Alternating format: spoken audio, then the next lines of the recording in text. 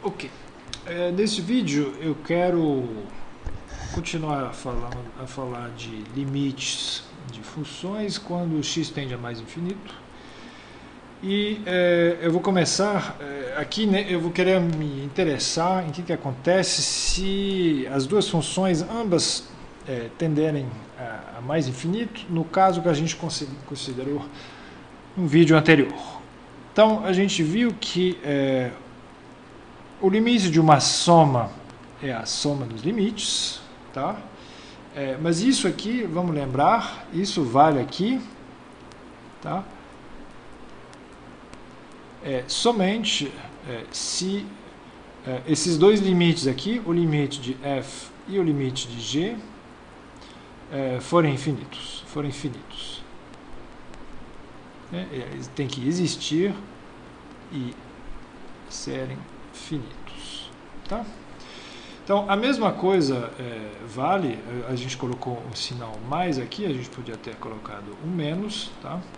Vale para ambos os sinais, mas sob a hipótese dos números serem infinitos. Então vale às vezes quando um deles é infinito, mas o que me interessa aqui é o seguinte problema, tá? Suponha que a função f, por exemplo, tenha um limite no infinito que seja mais infinito, que g tenha um limite no infinito que seja também mais infinito.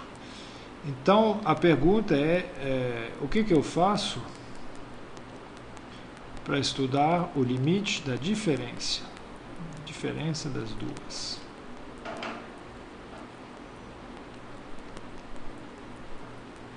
Ok? Esse é o objetivo do que eu quero falar aqui. Porque, a priori, sendo um pouco ingênuo, a gente podia escrever, bom, o limite de f vale infinito, o limite, né, de g vale infinito também, mas infinito menos infinito não é igual a zero. Então, isso aqui eu não tenho o direito de fazer, porque eu estou num caso de indeterminação. Então, vou usar uma outra cor, tá? Então, vou escrever assim, é uma indeterminação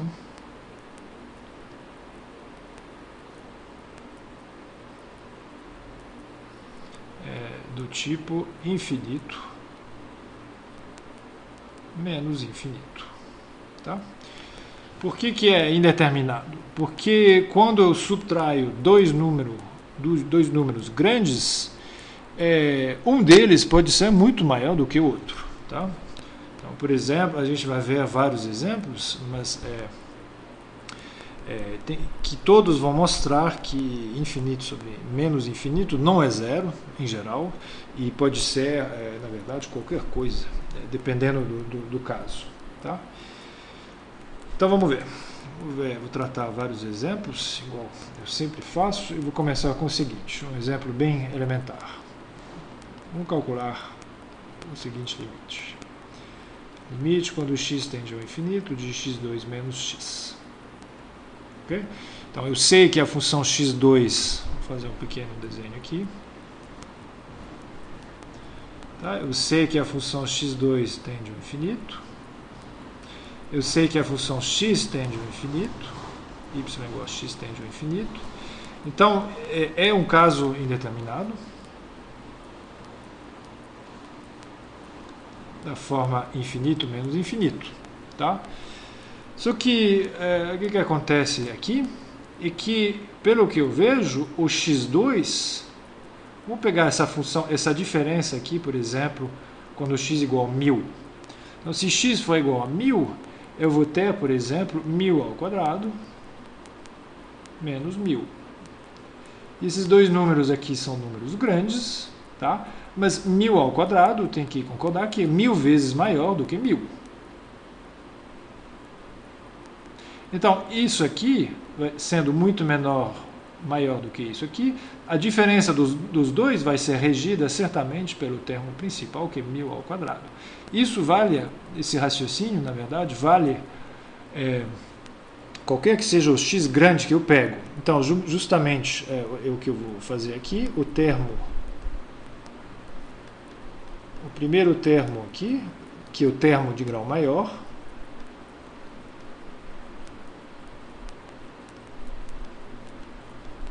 tá? Ele deve mandar no comportamento da diferença no infinito. Vamos escrever assim, ele deve ser mais importante. Então, como que eu vou fazer para tornar isso concreto? Porque eu quero me livrar daquela indeterminação. Eu vou fazer aqui, assim, vou colocar esse termo de grau maior em evidência. Então, vai me dar 1 menos x sobre x2, que é 1 sobre x. Tá? O que acontece agora? Se eu escrever o meu limite dessa maneira, tá? É que eu tenho dois termos, eu tenho o x2, eu sei agora que esse x2 tende a mais infinito, e eu tenho, ele é multiplicado, importante aqui agora é uma multiplicação, por um número que tende a 1. Tá? Porque essa parte aqui de 1 sobre x, como a gente já sabe, ela tende a 0. E infinito vezes 1, como a gente já viu no vídeo anterior, não é indeterminado. Tá? Infinito vezes um número que não é 0, não é indeterminado. Então, um número que tende a mais infinito vezes um número que tende a 1, isso tudo tende ao infinito. Então, posso escrever o limite, quando x tende ao infinito, de x2 menos x, que é limite x2, que eu coloquei em evidência, menos 1 sobre x. Tá? Isso aqui é igual a infinito vezes 1, que é igual a infinito. Tá? Então a gente já via, na verdade, no esboço do gráfico, tá? Para um x grande fixo, a gente vê, à medida que o x tende ao infinito, aqui eu tenho x, mas, na verdade, o x2 que está aqui, diverge, né, tende a mais infinito muito mais rápido do que o x, logo ele ganha o termo principal. E a diferença dos dois tende a mais infinito. Ok? Ok. Vamos ver um outro exemplo, que é muito parecido, é quase o mesmo, na verdade. Vamos considerar o limite quando x tende a mais infinito, de raiz de x menos x, por exemplo. Então, aqui de novo, eu tenho aqui uma potência que é meio, e aqui uma potência que é 1. Então, já que a potência 1 deve mandar nessa diferença, o que eu faço é colocar a potência mais importante em evidência. Então, eu reescrevo a minha função como sendo x, eu coloco o x em evidência, que multiplica quanto que é raiz de x sobre x, é 1 sobre raiz de x, menos 1. Agora, isso aqui, quando o x tende ao infinito, vai tender a menos 1, desculpa. Porque o 1 sobre raiz de x tende a 0, isso tende a um infinito, logo vai ser menos infinito. Ok? Perfeito? Vou fazer um último exemplo assim, onde tem diferenças de duas raízes diferentes. Depois a gente vai tratar o caso um pouco diferente. Limite no x tende ao infinito de, que eu coloquei? Raiz terceira de x elevado a 8 menos x3. Ok? Então, x elevado a 8 raiz terceira, na verdade, é x elevado a 8 terços. Ok? Então, qual é a maior dessas duas potências? 8 terços, na verdade, é igual a, eu posso escrever assim, 8 terços, é a mesma coisa que 9 menos 1 sobre 3, então é 3 menos 1 terço. E 3 menos 1 terço é menor do que 3, que é a raiz que eu vejo aqui. Tá? Então, como isso vale, o termo mais importante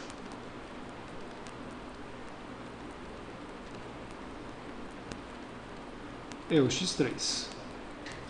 Então, como que eu faço isso? Eu reescrevo o meu limite como x tendendo ao infinito, eu coloco o x3 em evidência, que vai me dar, a gente já sabe, tem esse terço aqui, então é 1 sobre x elevado a 1 terço, menos 1, isso aqui vai tender a menos 1, isso vai tender a mais infinito, tá? Então dá menos infinito. Perfeito. Então isso aqui a gente considerou aqui vários exemplos que eram diferenças de potências com expoentes, maior expoente diferentes. Então, eu posso fazer, por exemplo, uma coisa aqui que seria comparar diferenças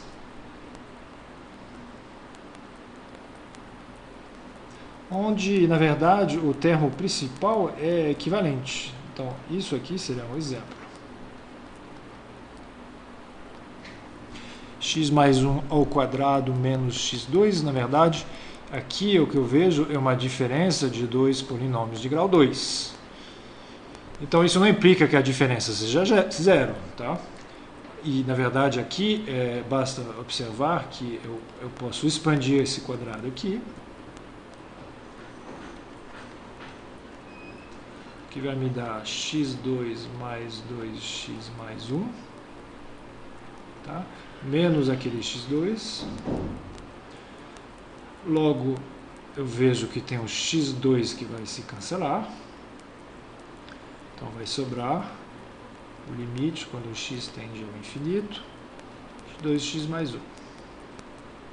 Tá? 2x mais 1, uma reta de inclinação positiva. Então, o limite é mais infinito.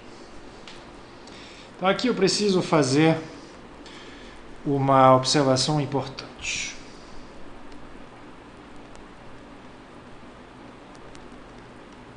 E ela serve em outros lugares também.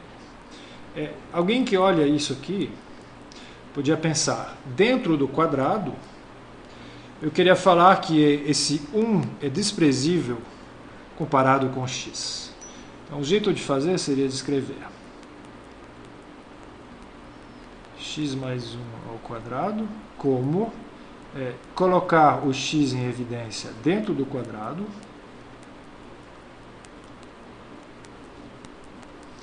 tá? E obter o seguinte, x2 vezes 1 mais 1 sobre x ao quadrado. Aí, escrevendo a diferença, e eu vou começar a usar uma outra cor, porque a partir daqui começa a ficar delicado. Limite quando o x tende ao infinito, de x mais 1 ao quadrado menos x2. Pelo que eu escrevi, seria limite de x2 vezes 1 mais 1 sobre x menos x2. Ok? E o que pode acontecer aqui? Que é um erro natural, mas eu vi esse erro várias vezes. O natural é que o aluno pode chegar aqui e pensar, esse 1 sobre x, ele tende a zero, não é? Então, atenção, o que eu vou escrever aqui está errado, tá? Mas mesmo assim eu vou continuar. Aí o aluno acha que se ele pode desprezar esse 1 sobre x, o limite dele se torna limite quando x tende ao infinito, x quadrado, 1 ao quadrado que dá 1, menos x2, e x2 menos x2 igual a 0. Então tem uma coisa errada aqui, porque a gente calculou antes e achou mais infinito, e o raciocínio que eu fiz aqui, desprezando aquele 1 sobre x, me levou a um limite diferente, que é 0. Então é claro que esse aqui está certo e esse está errado.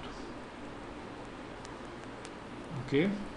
Então qual que é o problema? É que quando eu tenho uma expressão desse tipo, eu não posso desprezar partes da minha função e continuar com outras. Tá? Eu tenho que tratar todo mundo, fazer uma conta, por exemplo, igual a gente fez aqui. Tá? Mas o que eu não posso fazer é modificar a minha função desprezando algumas partes e outras partes não.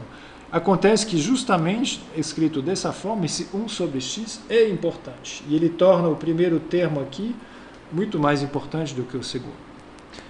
Então é uma questão meio sutil e tem que cuidar com esse tipo de raciocínio.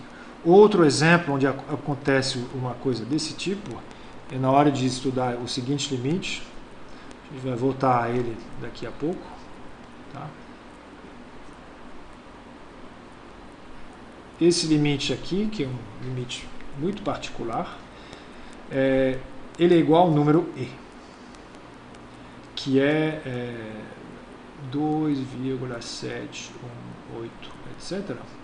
Mas observe que se eu fizesse o mesmo raciocínio errado que eu fiz aqui, seria de desprezar isso aqui, de dizer que isso aqui tende a 0, logo o limite deveria ser 1 mais 0 elevado a x, quando x tende ao infinito, que seria 1. Então você vê muito bem aqui que esse tipo de raciocínio não pode ser feito. Eu não posso desprezar partes da minha função e deixar as outras intocadas. Okay. Muito bem. Então, vamos ver um outro exemplo que é muito clássico de um lugar onde, igual a gente fez aqui, a gente subtrai potências da mesma potência, e vai ser num caso muito particular, só que agora vão ser potências menores do que 1. Então vamos calcular esse limite clássico, que a gente vai aprender aqui o método. Vamos trocar aquela potência 2 por uma potência meio. Okay? Então, colocar o x em evidência dentro dessa raiz pode até ser uma boa ideia, mas não vai dar muito certo. Vocês concordam que isso aqui é de novo da forma infinito menos infinito? Tá?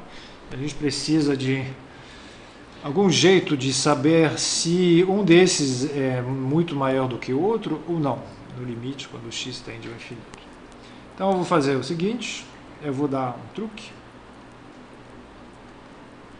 que pode ser usado em outras situações para calcular limites, que o truque vai ser de fazer o seguinte, eu vou olhar essa função como sendo a função mesmo multiplicado por 1. E o 1, eu posso escrever esse 1 do jeito que eu quiser, mas alguém teve a ideia um dia, e isso aqui por razões algébricas é bastante natural, mas vamos escrever esse 1 de um jeito muito complicado, que vai ser via uma função que é parecida com essa.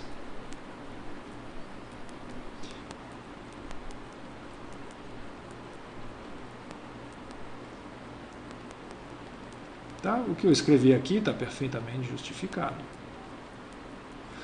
Uma função de x dividida pela mesma função de x é igual a 1, qualquer que seja x.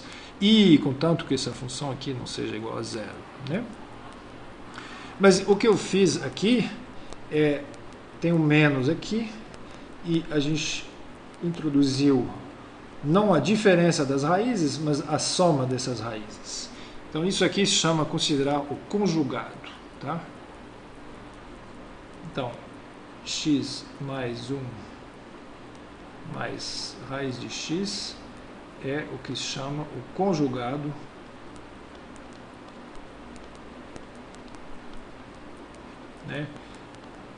dessa diferença.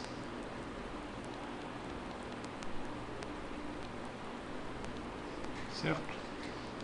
Bom, então a gente faz isso, o que acontece depois? A vantagem disso é que, de alguma forma, vai fazer aquele problema de diferença de raízes sumir.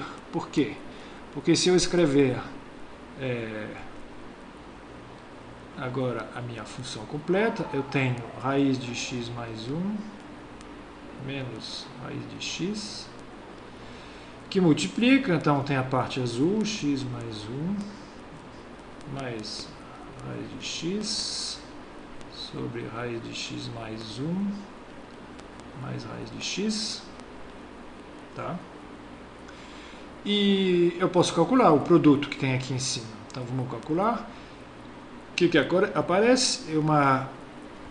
Um produto da forma a menos b vezes a mais b, tá? Que me dá a quadrado menos b quadrado. Então, a raiz ao quadrado menos a raiz ao quadrado, isso tudo dividido por aquela soma. Ok? E a vantagem é que o quadrado dessa raiz, é claro que eu estou trabalhando com x grande, né? A raiz é sempre positiva, raiz ao quadrado vai me dar x mais 1, menos essa raiz ao quadrado vai me dar x,